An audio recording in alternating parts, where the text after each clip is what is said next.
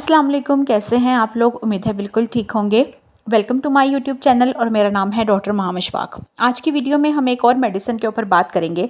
Medicine का नाम है नॉर्डन एक्स्ट्रा। नॉर्डन टैबलेट क्या काम करती है, इसके क्या क्या यूजेस हैं, क्या बेनिफिट्स हैं, किन मरीज़ों को इस्तेमाल करवाई जाती है, किस किस कंडीशन या बीमारी में इस्तेमाल होती है और इसको कितने दिन में आपने कितनी दफ़ा इस्तेमाल करना है, इसकी डोज क्या है और इसके साइड इफ़ेक्ट्स क्या-क्या हो सकते हैं अगर आप इसको ज़्यादा अरसे तक इस्तेमाल करते हैं या फिर आप इसको बहुत ज़्यादा मिकदार में इस्तेमाल करते हैं।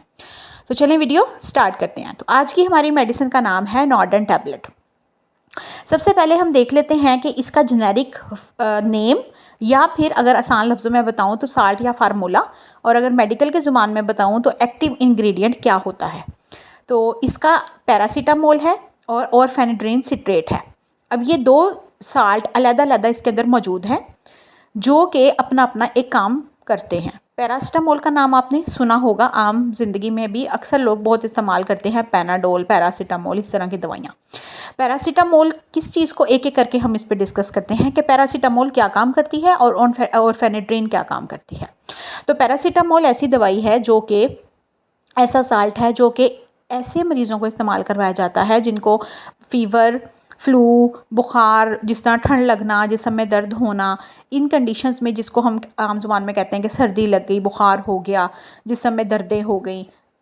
नॉर्मली नहीं है कि ये सर्दियों में इस्तेमाल हो, मतलब ओवरऑल भी जब भी आपको जिस्म में दर्द हो, बुखार हो, इस तरह की कोई भी कंडीशन हो, सर में दर्द हो, बॉडी में पेन हो, तो आप इसको इस्तेमाल कर सकते हैं।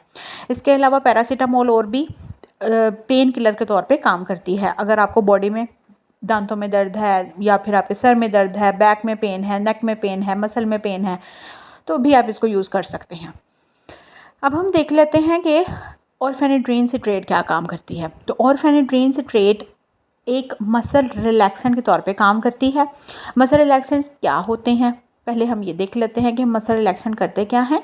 जैसा कि आप अगर इसके नाम पे फोकस करें तो मसल को रिलैक्स करते हैं, मतलब कि पट्ठों के खिंचाव, पट्ठों की अकड़ जो पट्ठों में होती है, बहुत ज़्यादा कुछ लोगों के पट्ठों में अकड़ाहट होती है जिसकी वजह से वो सही से मूव नहीं कर सकते, लोग चल फिर नहीं सकते, चलने बैठने उठने में प्रॉब्लम होती है।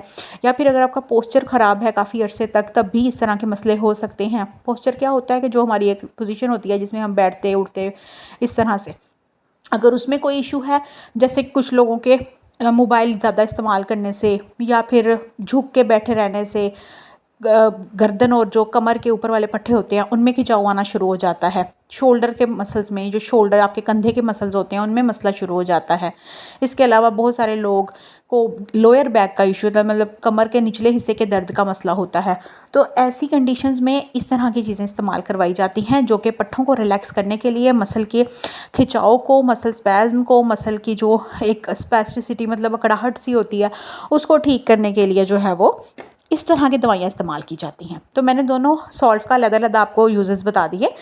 अब एक ही दोनों सॉल्ट एक ही दवाई में मौजूद हैं, तो मतलब ये दवाई, नॉर्डन दवाई, उन लोगों को इस्तेमाल करवाई जाती है जिनको बुखार, पट्ठों के मसले, पट्ठों की अकड़, पट्ठों का खिंचाव और साथ में जिस्म में दर्दें, ये सारी चीज़ें भी हों, तो ये दवाई इकट्ठी उसको इस्तेमाल एक गोली करवाई जा सकती है। एक टाइम में आपने एक ही टैबलेट का इसका यूज़ करना है। अगर मैं इसकी डोज़ की बात करूँ तो आप इसको दिन में 2 दफ़ा इस्तेमाल कर सकते हैं। बाकी डॉक्टर ही बता सकता है आपको, आपकी कंडीशन के हिसाब से, कि आपको कितनी देर तक इसको इस्तेमाल करना चाहिए। लेकिन अगर मैं जनरल इसकी डोज़ की बात करूँ तो आप दिन में 2 दफ़ा इसको इस्तेमाल कर सकते हैं और एक टाइम में आपने एक ही टैबलेट का इस्तेमाल करना है। और एक और चीज़, दूध वगैरह के साथ आपने दवाइयों का इस्तेमाल नहीं करना होता, सिर्फ पानी के साथ आप इसको इस्तेमाल करें। अब हम देखते हैं कि इसको ज़्यादा इस्तेमाल करने से या बहुत अरसे से इस्तेमाल करने से क्या क्या बुरे असरात भी आपके जिस्म पे हो सकते हैं, क्योंकि आपने सुना ही होगा कि अगर एक चीज़ का फ़ायदा होता है तो दवाइयों का नुकसान भी होता है। ठीक है, तो इसके भी कुछ साइड इफ़ेक्ट्स हैं।